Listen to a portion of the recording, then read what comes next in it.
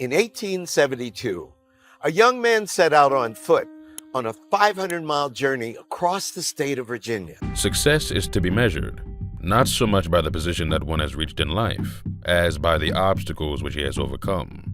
This quote by the great Booker T. Washington perfectly sums up his own life. He thought that it was best for African Americans to gain an industrial education and ideally translate that into land ownership, business ownership, and build up institutions of their own. Join us as we dive into the life of one of the most impactful men in not only Black history, but American history. We will discover how someone born into the horrors of slavery ended up building universities, leading economic advancements, and embodied Black power before the phrase even existed. Click those join, like, and share buttons. Now, follow us to the farmlands of Virginia.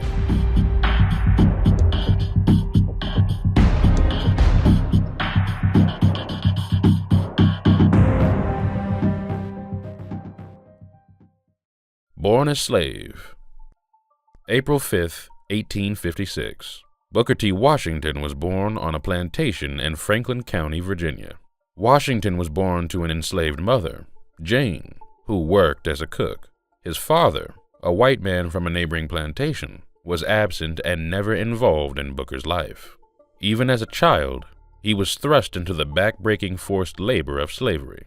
Just like all the other children on the plantation, Booker learned how to perform menial tasks like carrying water to men in the fields, feeding livestock, and carrying laundry. He worked long hours through the grueling summers, and they didn't stop in the shivering winters. In his book, Up From Slavery, Washington details the frustrations of not being educated. Like most slaves, he was denied proper education, as it was mostly forbidden to educate slaves. Many owners believed an educated slave is an uncontrollable slave. As a child, he dreamed of being able to read and write. That frustration, along with having to sleep in cramped living conditions with his mother and other siblings, would be the catalyst that sparked his relentless pursuits later in life. The Civil War ended in 1865, when Washington was about 9 years old. He would recall a great sense of joy and fear as the Emancipation Proclamation was read, signaling the end of slavery. His family, like many enslaved, had known no other life than backbreaking work and life on a plantation. They had to learn what freedom really was. After the war, the Washingtons moved to Malden, West Virginia, where his stepfather found work.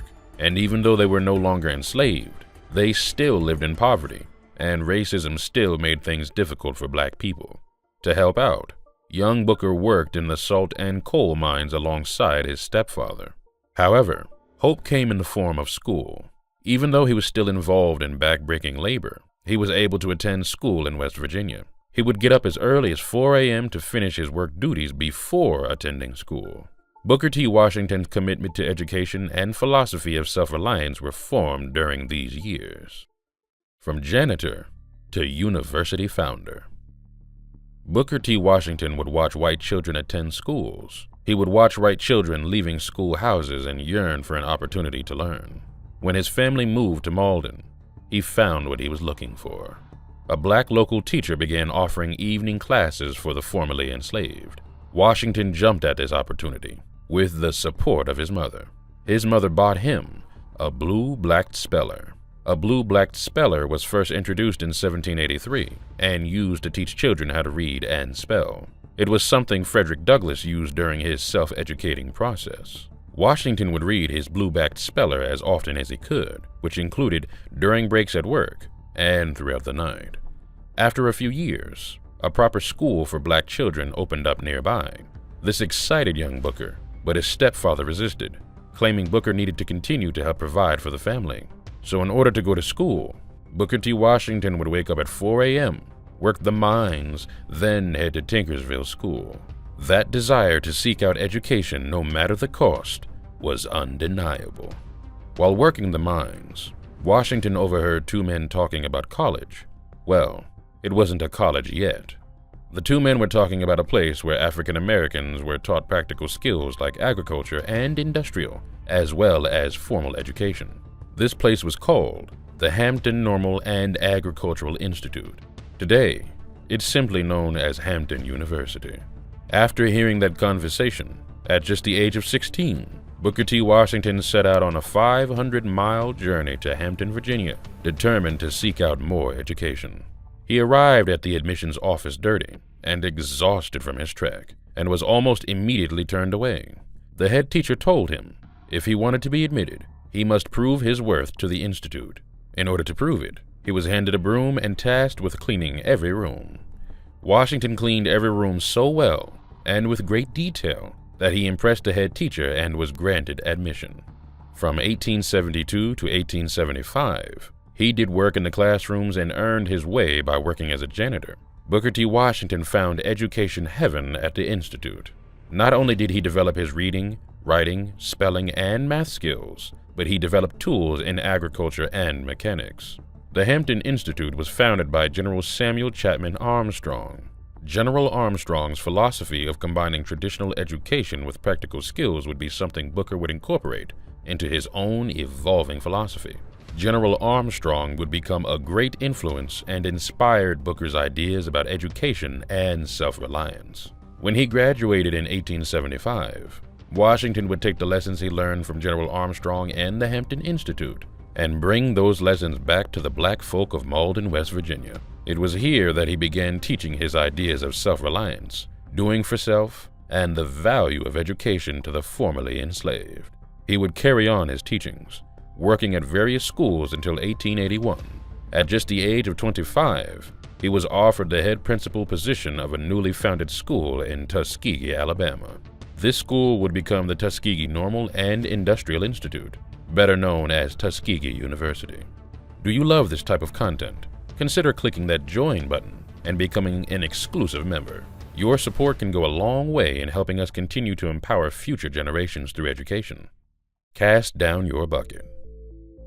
For the next 15 years, Washington laid down the groundwork that would cement his legacy and outline the game plan he would use to share his philosophies with the nation. Under Booker T. Washington's leadership, Tuskegee became a model for other schools and played a key role in the education of not only black people in the South, but for black institutions across the country. His learn by doing philosophy at Tuskegee led students to become builders of their dreams. Literally, because Tuskegee was brand new, incoming students had to build their classrooms, dormitories, and facilities. This set the foundation of being responsible for your own development, which led to the students at Tuskegee to become some of the most productive in the country. During this time, Washington himself developed new skills to serve his school, fundraising, and networking. To help with the expansion of Tuskegee, Washington formed relationships and gained the funding of American businessmen like Andrew Carnegie and Julius Rosenwald. Their financial support proved vital, and he was able to form relationships with these men that he would later use to help build other black institutions. Fun fact: between 1882 and 1893, he went on to be married 3 times. Washington married his first wife, Fanny, and together they had a daughter, Portia. Unfortunately, Fanny died just 2 years later. He would marry for a second time in 1885 to Olivia A. Davidson. She was a fellow educator and would be someone he leaned on as he grew the institution. Together, they had 2 sons, Booker Jr. and Ernest David. Tragically, she died too in 1889. Washington would marry his 3rd wife and life partner, Margaret James, in 1893. Education was not all Washington impacted. His philosophy of do for self meant economically as well, believing black should acquire vocational skills to achieve economic independence rather than pushing integration and civil rights. This was showcased in his most famous speech, the Atlanta Compromise. On September 18, 1895, Booker T. Washington took the stage at the Cotton States and International Exposition in Atlanta, Georgia, in front of a packed audience of black and white people. Cast down your bucket where you are. He encouraged black Americans of the South to seek opportunities and improve their own conditions instead of migrating elsewhere in hopes of being treated fairly by white people. He implored them to develop their vocational skills and hire each other in order to build their way out of poverty and economic restraints. In all things that are purely social, we can be as separate as the fingers, yet one as the hand in all things essential to mutual progress. With this quote, Washington reiterated the importance of fighting together. To coexist separately and to try to integrate would not lead to the gains in respect and economic advancement Black people were seeking. No race can prosper till it learns that there is as much dignity in tilling a field as in writing a poem. Washington continued to promote the importance of manual and industrial labor when it came to building a solid economic foundation. Skills that were already mastered by Black people through centuries of forced labor. Washington encouraged Black people to take pride in these skills and use them as a pathway to prosperity. The wisest among my race understand that the agitation of questions of social equality is the extremest folly. Booker T. Washington believed that there was no need to advocate for integration and to force white society to accept Black people into their schools, neighborhoods, and businesses. He believed the immediate focus should be mostly on building up the Black nation, separately and without needing acceptance or permission from white people. And this could only be achieved through hard work, developing their own industries and self-reliance. This method of separatism he advocated would require patience, but would prove to be beneficial as Blacks continued to gain their footing after hundreds of years of slavery. The Atlanta Compromise speech catapulted Washington in the national spotlight. It was a polarizing address that was championed by many and challenged by just as much, and would set up a long-standing battle of philosophies with another one of the nation's Black thought leaders, W.E.B. DuBois. Washington versus DuBois. Washington's speech at the convention in Atlanta garnered him both supporters and critics. He received praise from many Black Americans, eager to do whatever was necessary to gain their independence. His speech also was well received by white leaders and philanthropists like Andrew Carnegie and John D. Rockefeller, many of whom agreed that Black people's destiny laid on their shoulders and was not the burden of the mainstream society. However, W.E.B. DuBois was not one of those supporters. W.E.B. DuBois believed that the pathway to economic empowerment and racial equality was through civil rights and integration. Washington and DuBois wanted the same goal, but their philosophies stood diametrically opposed, which made sense because they themselves came from opposite ends of the Black experience. DuBois was born a free man in the North. Washington was born enslaved in the South. DuBois grew up in a predominantly white town, with some of them as neighbors and classmates. Going to school was normal. Washington grew up only knowing white folk as enslavers and overseers. He didn't see a formal classroom until he was a teenager. DuBois became the first Black person to earn a PhD from Harvard and became an advocate for higher education and professional development. Washington and his students had to literally build Tuskegee University, which reinforced his philosophy of vocational training for economic advancement. Booker T. Washington believed it was up to Black folks to self-educate and build up their own community without the help of white people. But DuBois believed that it was up to white people to allow Blacks to integrate their institutions, and that Black people needed to fight for their civil rights through gaining political power. These two warring philosophies sent waves through the Black men and women of America. Even though they never publicly debated, they sent various indirect shots at each other through their writings, speeches, and influences through leadership. The do-for-self and fight-for-civil rights ideologies of these two great men still echoed through the civil rights movement and was reincarnated through Malcolm X's by-any-means-necessary approach versus Dr. King's fight-for-equality through non-violence approach. But what they would both agree on, which should never be lost, is that DuBois and Washington were always fighting for a way to bring Black people out of economic slavery. Impact and beyond. Booker T. Washington continued to advocate for the economic advancement and continuing education of Black people in America. Through his leadership at the Tuskegee Institute, he educated and helped provide vocational training for generations of Black people that led to the rise of Black communities in the South. He continued to focus directly on Black-owned businesses through different initiatives, including investing in the creation of the National Negro Business League. The National Negro Business League directly affected economic empowerment, including becoming the driving force behind the expansion of the Black middle class, and was touted as a catalyst for the development of what would become Black Wall Street in Tulsa, Oklahoma. Beyond his impact in education and economics, Washington also served as a key political advisor to other African Americans and U.S. presidents. Booker T. Washington had a unique and influential relationship with several U.S. presidents during his lifetime. His ability to navigate political circles, especially during the era of segregation and Jim Crow laws, made him one of the most powerful black figures in American history. Washington's relationship with President Theodore Roosevelt was perhaps the most famous. In 1901, shortly after Roosevelt became president, he invited Washington to dine with him at the White House, making Washington the first African American to receive such an invitation.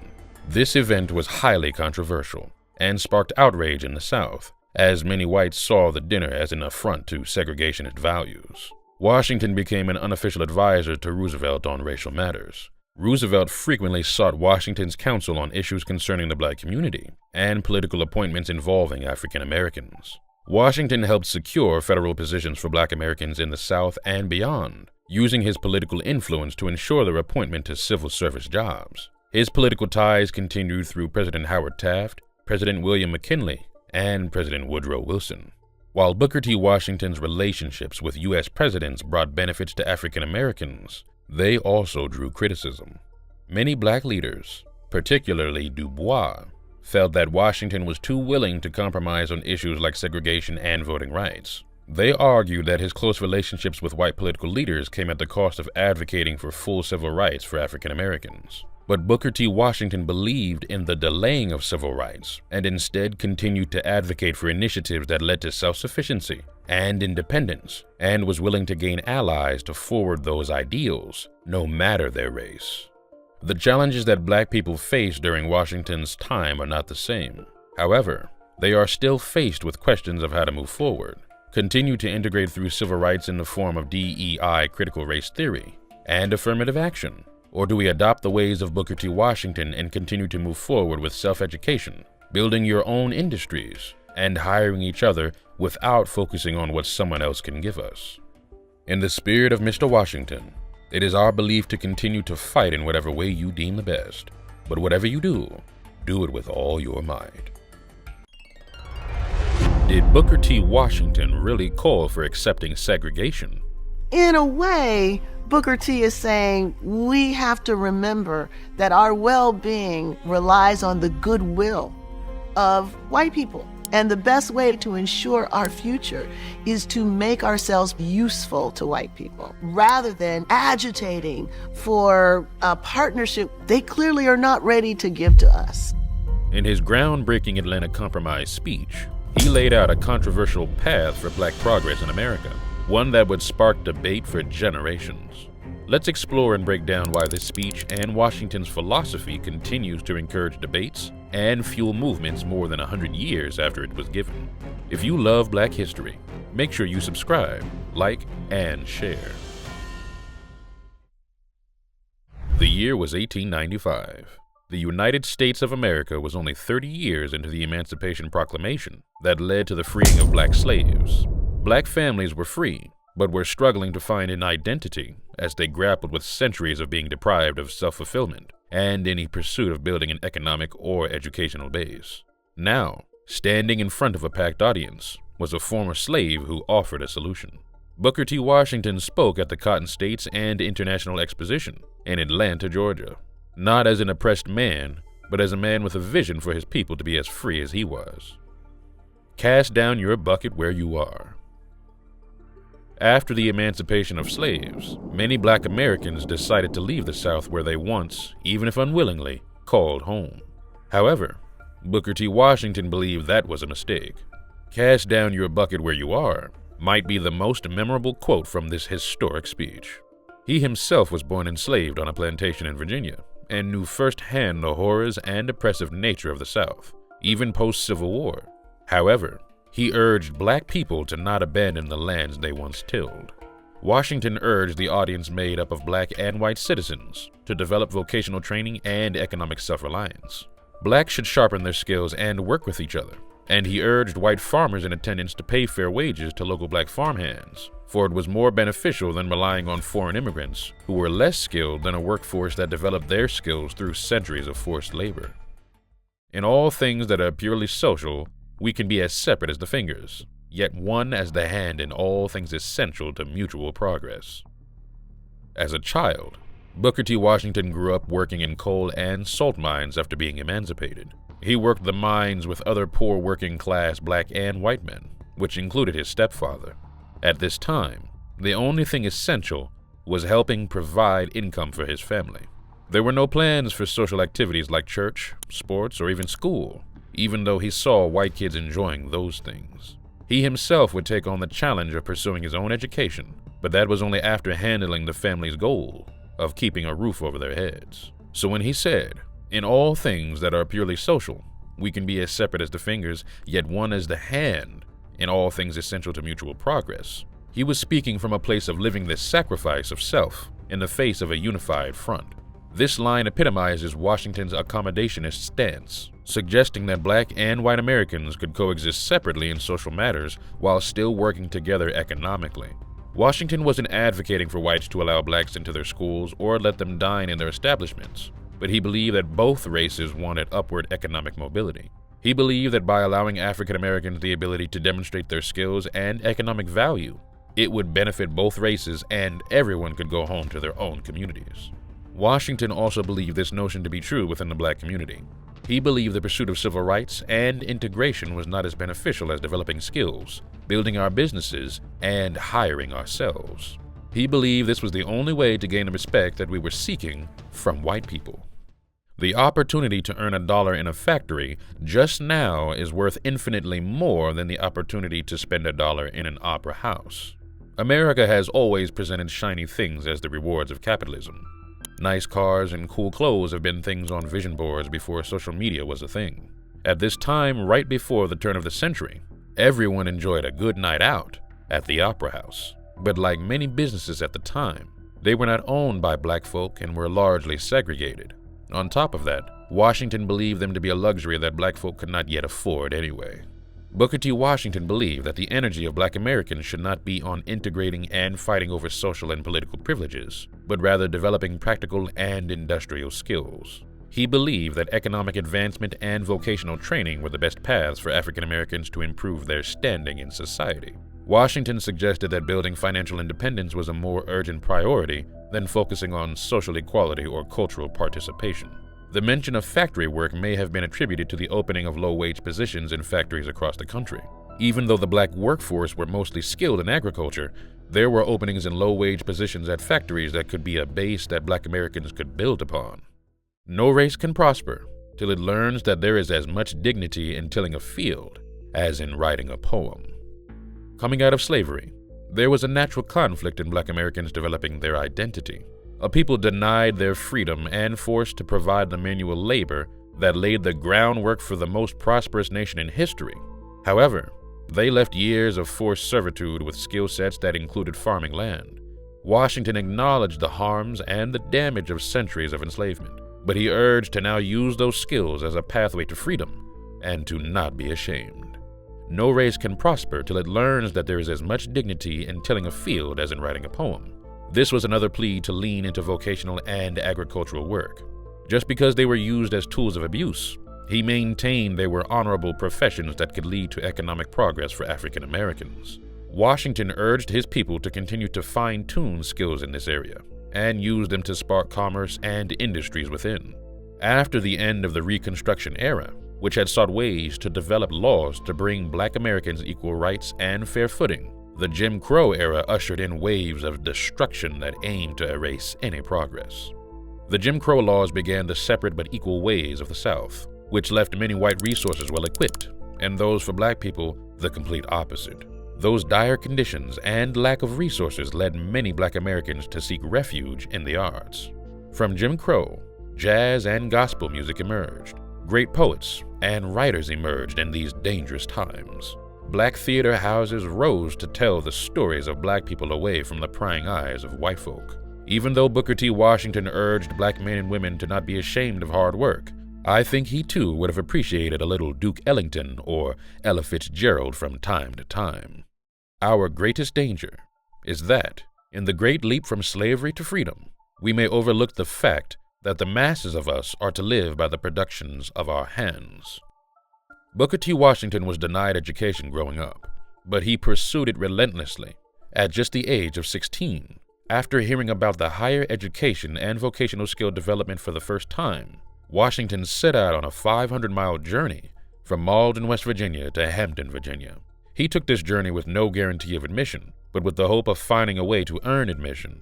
When he showed up at the Hampton Institute, he was told the only way he would be admitted was by cleaning each and every classroom.